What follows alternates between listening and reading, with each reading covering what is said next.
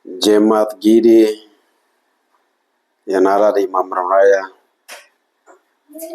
Gidi Rufair, Gidi Mamram Hulu dan Daratan Danau Bira, Kasomeso, kasih Yesus Kristus yang selalu menyertai yang mempersatukan kami sehingga Injil bisa ada di Mamram Raya. Itu karena misi besar yang Tuhan berikan kepada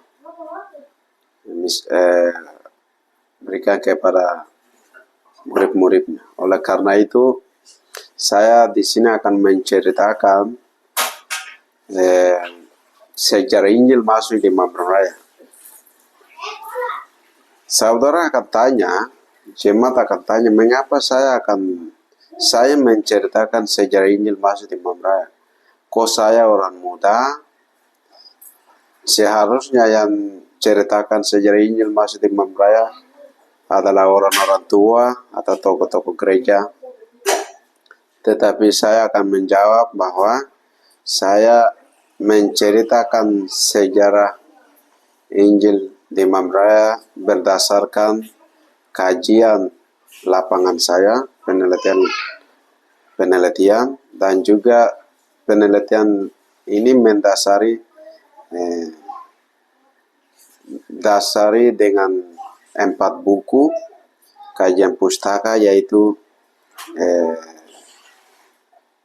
2 menggunakan bahasa Inggris yang ditinggalkan catatan Costa Macris, penulisan Costa Macris, dan juga 1 bahasa Indonesia kajian Uncen bersama Costa Macris tahun 1983. Kemudian catatan atau buku yang ditulis oleh David Martin yang sekarang orang Lani sebut bahwa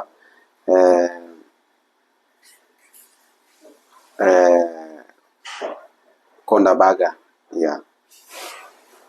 4 buku ini menjadi dasar kajian lapangan saya. Oleh karena itu, saya akan menceritakan Injil masuk di Mamram Raya, yaitu 1961, di mana konferensi tahunan misi RBMU. Mereka di dalam konferensi tahunan itu John Mackay, misionaris yang akan pelayanan di suku Kaure, mengusulkan bahwa di daerah Mamram Raya, di daerah Mamram belum ada penginjilan, mereka belum mendengar Injil, sehingga harus memberitakan Injil di sana. Sehingga dalam konferensi itu memutuskan, dan juga konferensi yang di Pokot ini dalam tahun 60-an itu, yaitu 5 badan misi yang ada pada saat itu, ABMS dan misi Baptis, Kimi, ya, dengan 3 badan misi yang mendirikan gereja Gidi, yaitu APCM, RBMU, dan satu lagi. 5 badan misi ini dalam sidang konferensi itu, mereka sidang itu juga ada upaya-upaya keputusan-keputusan untuk penginjilan keluar dan mendirikan sekolah. Pada saat itu mereka mendirikan sekolah dari pagi sampai sore, sifat cepat, sehingga sekolah itu terjadi, dan juga penginjilan keluar. Dan itu dalam misi-misi tahun 61-2 itu misi-misi untuk penginjilan keluar ke Ninia, ke Pengguna Bintan, dan juga ke selatan dan ke Mambramo. Sebab itu dalam misi-misi itu kemudian konferensi 3 badan misi di Mame, 3 wilayah, yaitu Bogo, dan Lani, Bogo, Tolikara, dan Jamo. konferensi di Mamit, di mana mereka mendirikan gereja Gidi, gereja mulai lahir gereja Gidi, gereja Injil di Indonesia. Pada tahun itu juga dalam sidang itu memutuskan upaya-upaya untuk penginjilan ke daerah Mambramo. Maka setelah itu di sini saya akan membaca dan akan menjelaskan satu persatu. Injil mulai pada waktu itu misi RBMU membuat rencana membuka pos penginjilan di sana, tetapi baru pada bulan Agustus 1968. Ya, 1968 itu baru terjadi. Costa Macris tiba di Taipei. Ya. Costa Macris oleh Gebaga bersama John Mackay masuk dengan perahu bermotor melalui kali Mambramo, mengarungi arus yang deras dan bahaya. Mereka sampai Taipei, di mana Pole Gebaga membuka pos penginjilan. Ya, jadi mulai Costa Macris tiba di Taipei tahun 68. Ya, 68.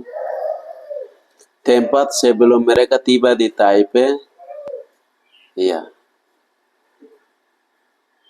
Tetapi sebelum mereka tiba di Taipei, mereka didahului oleh orang-orang Lani dan dari Mami yang mau memberitakan kabar baik kepada orang-orang Mambramo untuk mengetahui perantara, untuk mengetahui peranan orang Lani dalam penginjilan pertama di Mambramo. Kita harus ingat bahwa sebelum misionaris RBMU masuk di Karubaga pada tahun 1957 sudah ada hubungan antara suku Lani dan orang Mambramo. Ya. Jadi sebelum Costa Macris tiba di Taipei 1968, ya, itu sebelumnya saya akan kembali dari tahun 68, saya kembali ke 64. Kembali ke 1957. Ya, jadi sebelum misionaris masuk di misi RBMU masuk di Karubaga, itu sudah ada hubungan khusus orang Lani dengan orang Mambramo. Ya, itu hubungan moyang dari moyang sampai pada saat itu. Ya. Jadi sebelum Injil ada di Karubaga, sebelum Injil ada di Mambramo, sudah ada hubungan orang Lani dengan orang Mambramo, suku Tauri. Ya. Dan sekarang disebut orang Dou. Ya. Ya. Jadi hubungan ini sangat harmonis. Ketika mereka lapar, mereka kehabisan rokok, mereka naik menukar bulu-bulu kasuari, tulang kasuari dan cubi, menukar dengan daun rokok asli di Mami, di Kanggime, ya, di Kutime, di Tolikara. Ya. Sehingga hubungan itu sangat harmonis dan sangat baik. Dan pada saat 1957 misi RBMU masuk di Tolikara, dan Injil didengar oleh mereka, dan mereka naik ke Tolikara, apa yang akan terjadi di sana. Oleh karena itu, jadi hubungan ini sudah lama sebelum Injil ada di Mambramo, sebelum Injil ada di Lani, di Karubaga. Melalui hubungan itu, Sebelum Costa Macris, setelah itu sebelum Costa Macris ke Taipei buka pos untuk daerah Mambramo ke Taipei itu kompresi 63 tahun 63 di mana gereja Gidi mulai lahir di Mami 1963. Dalam sidang itu memutuskan harus pelayanan survei ke Mambramo sehingga Frank Clarker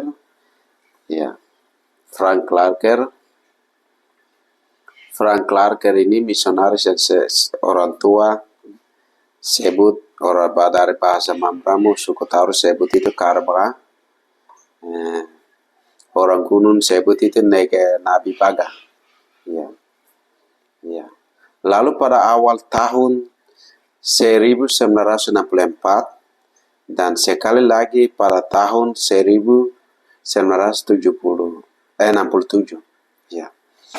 Jadi Frank Clarker mulai sidang 1963 mendirikan gereja Gidi di Mamit, kompresi itu.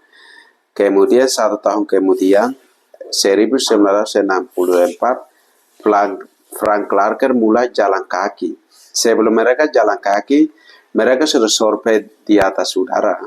Mereka ketemu dusun Korera, ada beberapa pondok rumah di situ mereka lihat dari pesawat, sehingga Frank Clarker jalan kaki melalui Mamit ke Korera.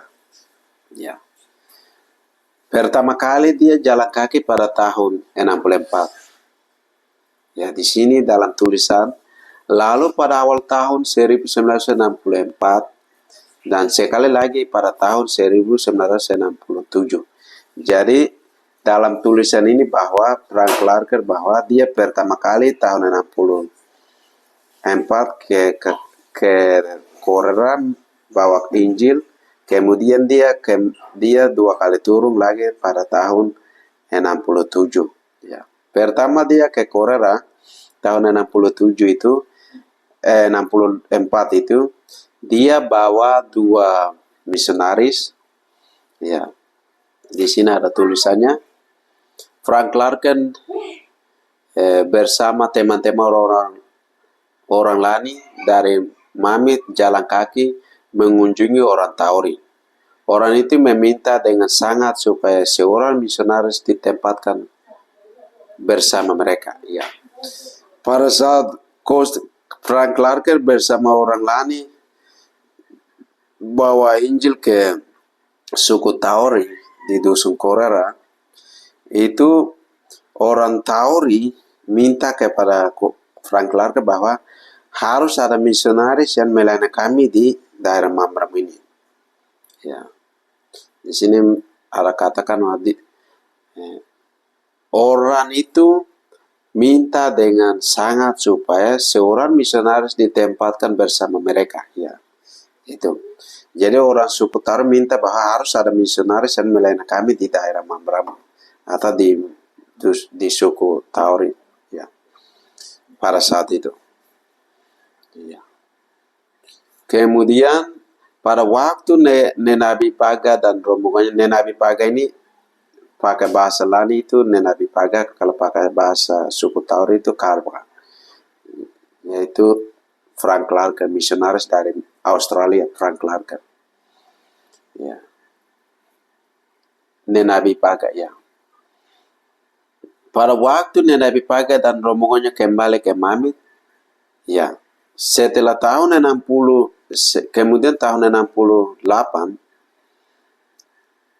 1964, Frank Clarker kembali ke Mamit. Pada waktu itu Nenabi Paga, pada waktu itu Kabuna dan istrinya bersama dengan Tegereba diutus memberitakan Injil kepada orang Mambramo. 2 misionaris ini yang memberitakan Injil di Korera pada saat itu. Mereka menjadi penginjil di Korera dari tahun 64 sampai 67. Frank Clarker misionaris ini yang menempatkan mereka kasih tugas orang Lani. Ini 2 orang Lani ini melayani di jemaat Taori di Dusun Korara. Menurut surat edaran Neil Lester, misi RBMU, ya, untuk periode Juli sampai dengan September 1967, Frank Clarke melapor bahwa Kabuna dan istrinya diutus sebagai penginjil kepada orang Taori. Ya, pada bulan Mei tahun itu, ya. Jadi tahun 1964 sampai 67, ya. Di sini, ya, di sini September 67. Ya. Disitulah 2 penginjil ini melayani di Korera. Ya. Melayani di Korera. Oke. Dari situ, ya.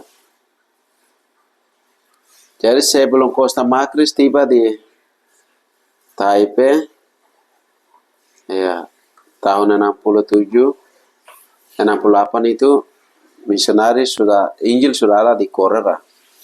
Kemudian tahun 67, Frank Clarker kembali lagi ke Korera jalan kaki tahun 1967.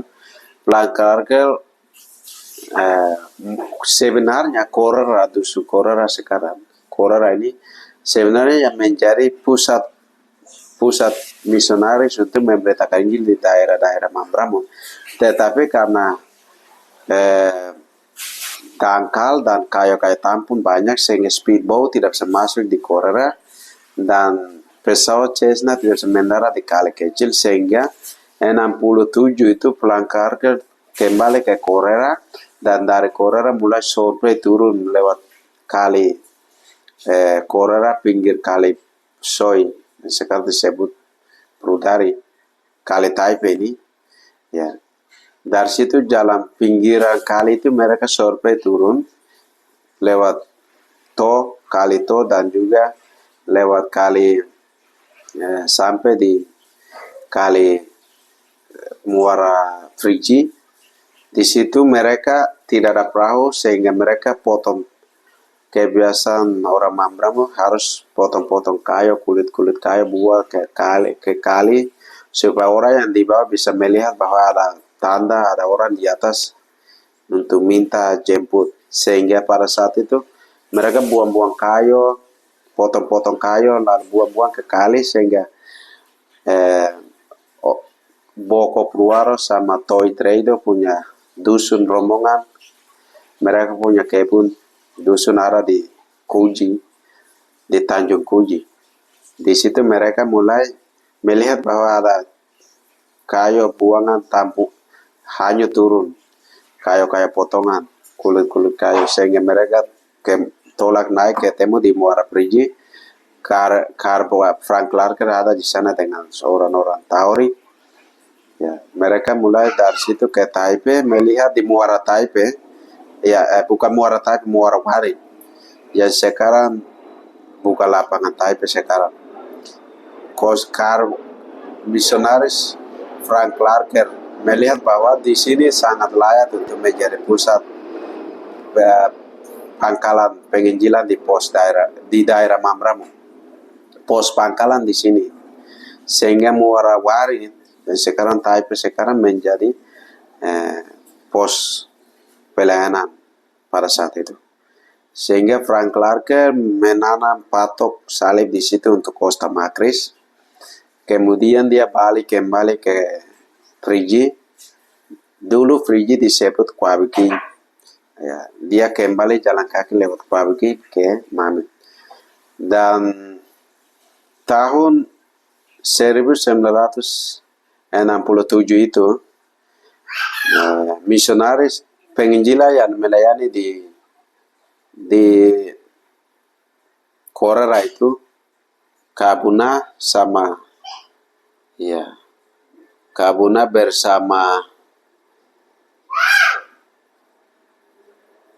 bersama temannya yang misionaris yang jadi penginjilan di Korea itu sudah melayani di sana, sudah ada calon pembaptisan, sehingga mereka naik ke Mamit, ke Kangime pada tahun 1967, di mana pesta besar di Kangime, wilayah Toli, wilayah Bogo, wilayah Jamo, mereka bikin pembaptisan besar, bikin acara rohani di sana, sehingga orang Mamram yang calon baptis sekitar 10 orang ini untuk mau membaptis di Kangime, tetapi misionaris katakan bahwa kamu kembali ke Korea atau ke Mambramu, sebab misionaris akan datang ke kamu, baptis kamu dan memberitakan Injil di daerah Mambramu. Sesudah itu mereka kembali pada tahun 67. Kemudian 67 itu juga Costa Macris dengan Clarker mereka cuti ke luar negeri, kemudian kembali tahun 68. Misionaris sudah kasih tahu ke orang Taori, suku Taori yang ada di Korea bahwa kamu tunggu di sana, misionaris akan datang lewat Sungai Mambramu, Muara, pakai speedboat, sehingga kamu harus tunggu di sana. Sudah diberitahukan kepada mereka, sehingga pada saat itu orang Tauri kembali ke daerah Mambramu, ke dusun Korea. Mereka lalu dayo ke Muara Taipei. Muara Taipei pada saat itu sudah ada kampung pemburu kulit buaya. Di sana mereka banyak orang di sana, sehingga suku Tauri mereka yang turun mau jemput Costa Macris tunggu di Muara Taipei, itu mereka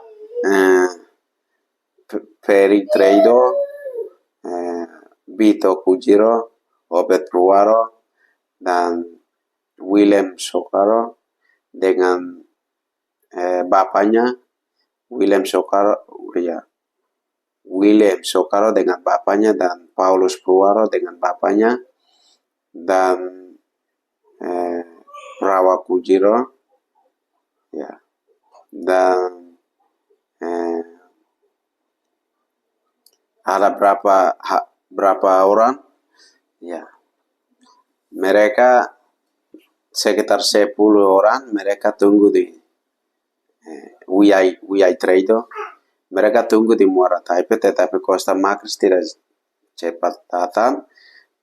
Mereka rombongan lain balik dayon atau tolak kembali ke dusun Korea, suku Taro lain kembali, sehingga Wiyai Trado dia minta untuk tinggal bersama pemburu kulit buaya di Muara Taipei, Soweko. Berapa hari kemudian Costa Macris tiba dengan speedboat. Costa Macris dari Jayapura pulang cuti dari luar negeri pada tahun 1968. Tiba di Jayapura, dan mulai dia dari Jayapura ke Mambramo menggunakan speedboat tanggal 10 bulan Agustus 1968 dari Jayapura pakai speedboat. Tiba di Taipei 1900 tanggal 20 Agustus 1968. Mereka tiba di Muara Taipei, Soweko, tanya ke orang-orang di situ bahwa Muara Ipruka di mana. Dia pakai bahasa pertengahan antara orang Mambramu dengan orang Gunung bicara bahasa khusus.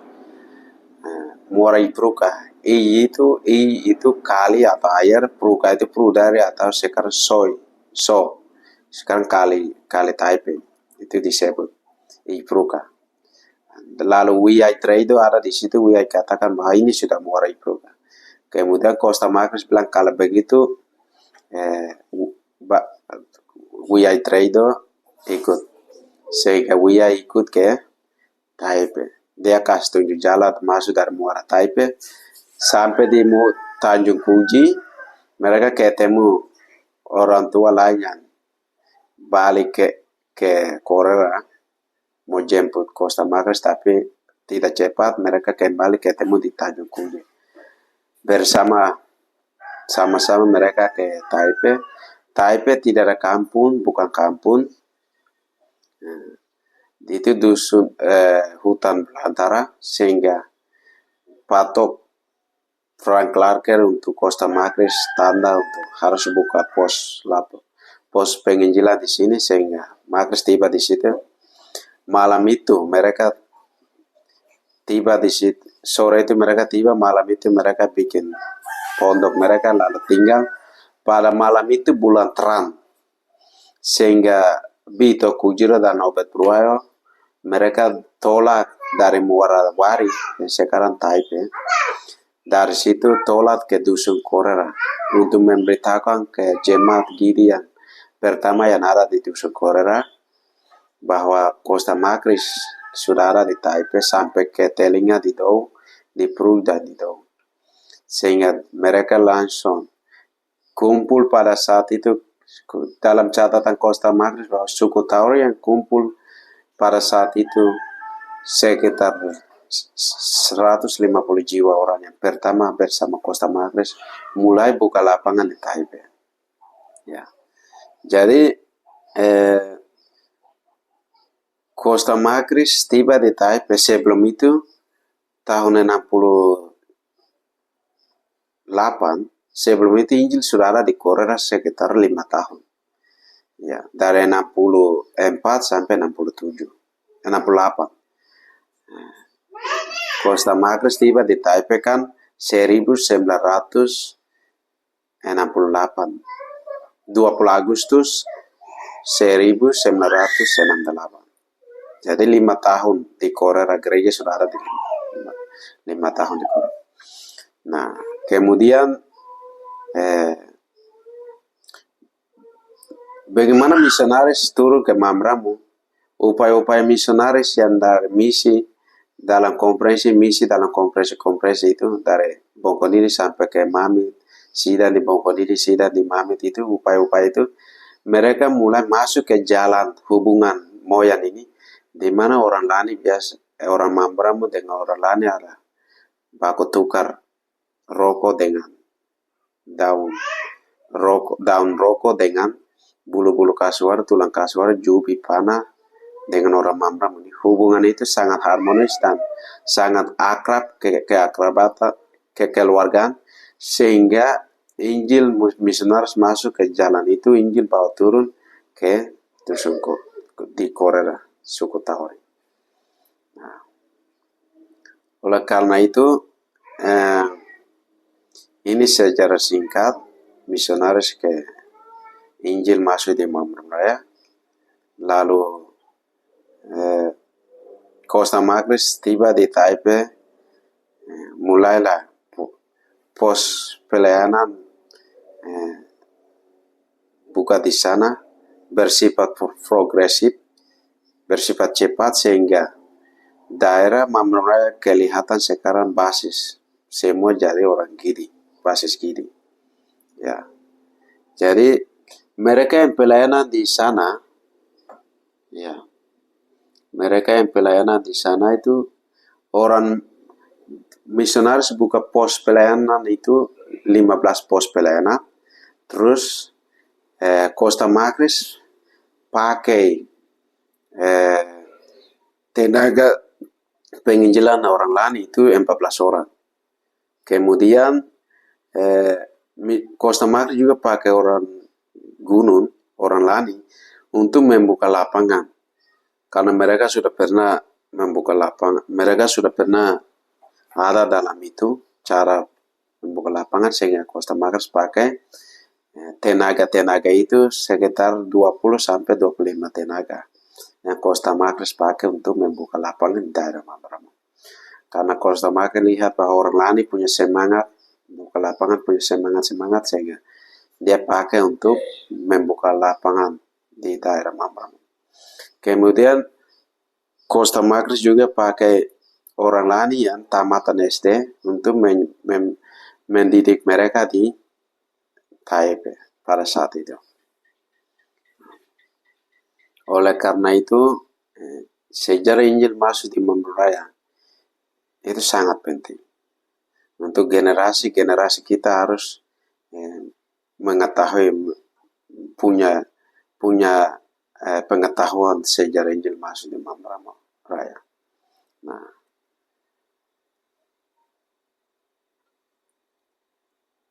dan sebenarnya gereja GKI sudah ada di situ. Dalam catatan Costa Macris, yang bukan menjadi pelayanan misi RPMU adalah Papa Sinodua, Baso, dan Dabra. Artinya bahwa tahun 1963, yaitu pusat kulit buaya, perusahaan kulit buaya, pedagang kulit buaya pertama kali masuk di Mambramo, pusatnya di Sikari. Pertama Siwaya, sebelumnya Siwaya, lalu Sikari. Di situ namanya Serwihong. Pusat-pusat besaran di situ. Serwihong. Ya. Lalu gereja GKI sudah ada di situ.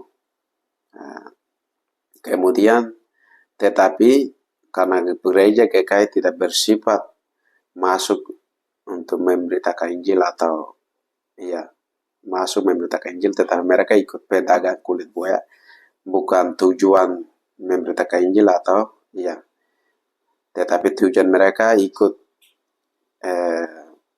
ikut pengusaha kulit buaya untuk mencari rempah-rempah di Mambramo. Kemudian sehingga tidak cepat buka gereja-gereja atau pos pelayanan di daerah Mambramo sebagian. Sehingga hanya mereka buka gereja atau gereja GKI di pos-pos di mana tempat pedagang kulit buaya. Pertama di Sikari, tapi juga Sikari pada saat ini sudah tidak ada karena gereja Gidi sudah kuasai. Kemudian Papa Sinodua masih ada, yang dalam catatan Costa Macris itu Papa Sinodua, Papa dan juga Baso Sikari. Itu bukan karena di sini sudah ada gereja Advent dan GKI. Nah, seharusnya kita ini semua dari GKI tetap bersyukur kepada Tuhan karena misionaris RPMU bersifat progresif sehingga kami jadi jemaat Gidi di Mambramo Rufair dan juga daratan Tanah Birat dan Kasomesa. Karena itu inilah sejarah Injil masuk di Mambramo Raya. Baptisan pertama ada di Taipei, bukan di KAI. KAI kedua, baptisan kedua. Di Dusun Korera, pada saat itu mereka melayani menggunakan bahasa tengah antara orang Gunung dengan orang Lani. Orang Gunung dengan orang Mambramo. Dan TK Baga, penginjilan TK Baga pernah menuliskan kitab Injil Matius, Injil Markus, dan Injil Lukas menggunakan bahasa Dou. Sehingga mereka orang-orang Tauri, suku Tauri, orang Taipei dan orang Dou memberitakan Injil ke pos-pos lain. Mereka pakai tulisan itu. Mereka melayani. Karena mereka belum terlalu menguasai bahasa Indonesia. Kemudian baptisan pertama sudah ada di Taipei, yaitu ada sekitar berapa orang dalam catatan sudah mereka baptis di situ. Dan juga kedua di KAI itu seperti Kaya Treido dan Seth Tebeko punya bapak dan lain-lain, itu yang baptisan kedua di KAI. Baptisan pertama itu Peri Treido dan juga Bopai Purwaro, dan Bopai Purwaro, dan Prawa Kujiro, dan Wekwitre itu, dan Purwaro, dan ada berapa banyak ada mereka yang baptisan pertama di Taipei. Oleh mereka itu yang baptisan pertama di Taipei. Kemudian Injil masuk di Mamram Raya ini sangat penting untuk kita menjadi pelajaran bagi generasi kita. Kiranya sampai di situ, nanti ada selanjutnya materi-materi saya akan input kemudian hari nanti.